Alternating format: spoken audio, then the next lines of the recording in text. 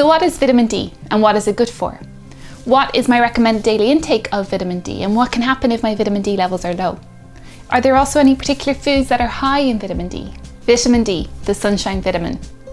And this nickname is actually well deserved because for many of us, the sun and not our diet is where we get most of our vitamin D from. So this wonderful vitamin is essential in bone health, and actually research is finding more and more important roles for vitamin D in our health. So what is vitamin D?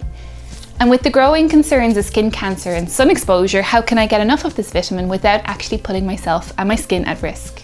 Well, keep watching because in today's video, I will be looking at the science behind this nifty little vitamin and share the best ways you can get enough vitamin D yourself in a safe way.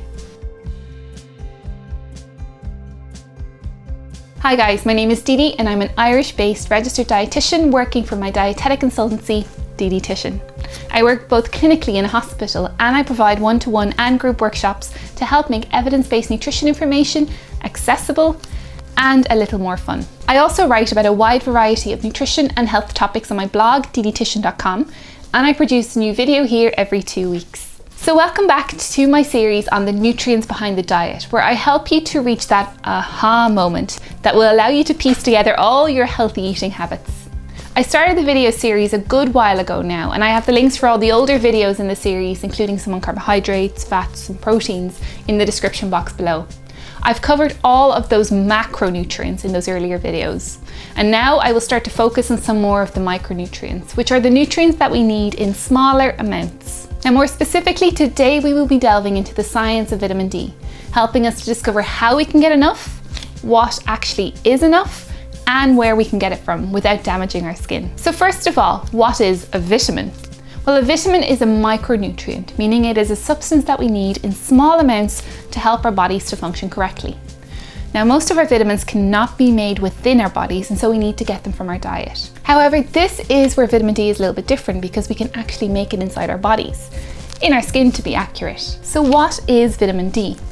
Well, as we can get our vitamin D from either or both of our skin and our diet, in some ways it can be considered both a vitamin and a hormone. Now, what is vitamin D good for? Well, it is vital for our bone health as it helps us to absorb calcium from our gut and maintain a healthy calcium and phosphate level in our blood.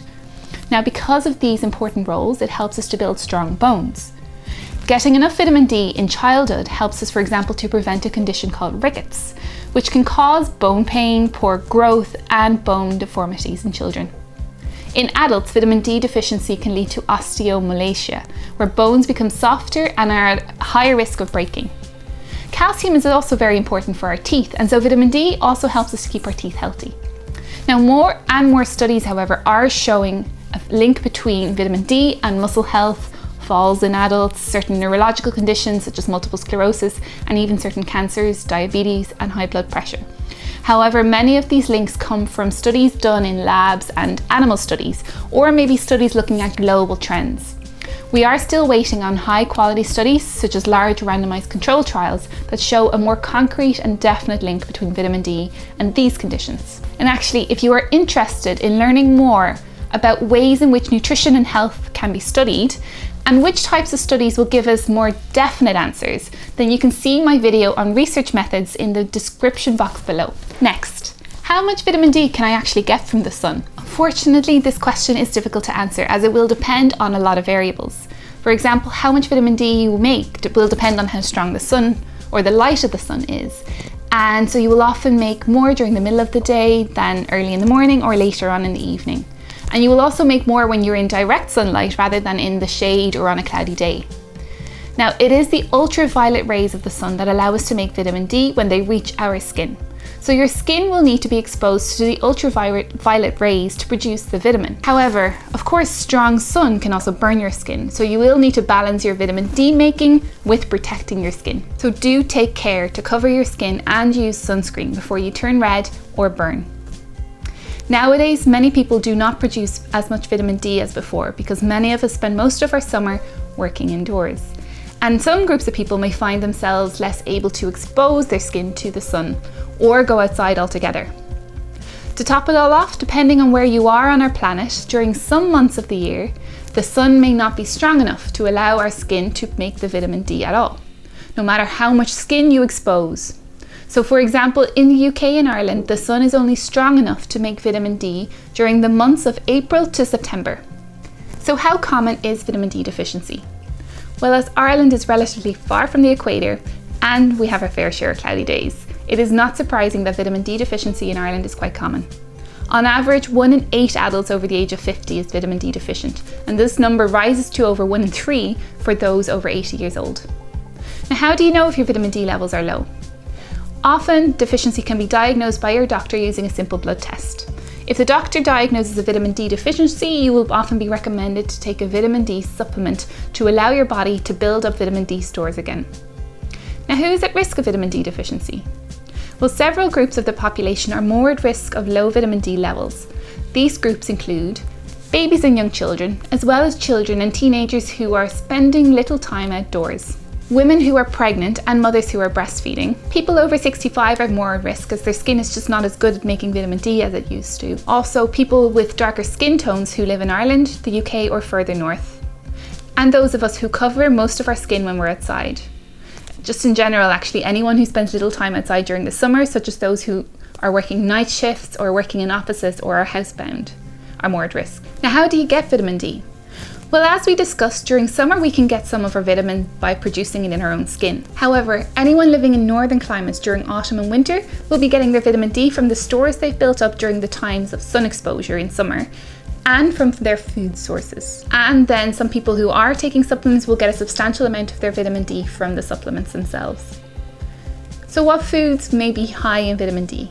Well, the amount of vitamin D that we can get from our diet varies based on what we choose to eat and can even be influenced by the season during which the food was produced. Foods that are naturally high in vitamin D are oily fish, such as salmon, sardines, kippers and trout.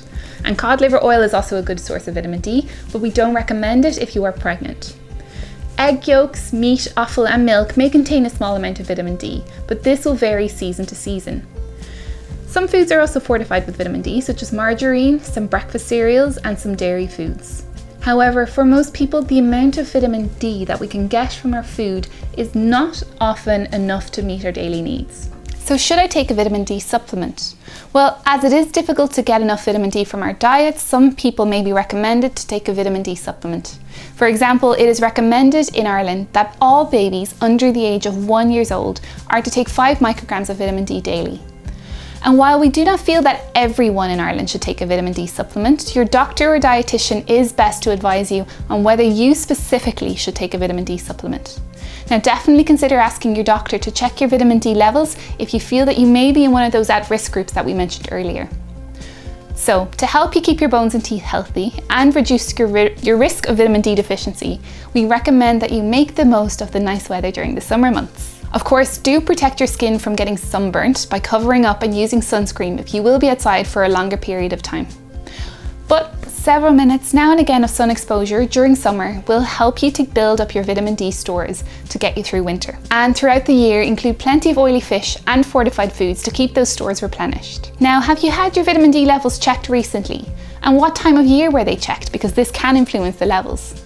Were you surprised by your results? Let us know in the comment section below. And of course, if you liked the video, please let me know down there with a little thumbs up or a little heart. And a positive comment is always welcome.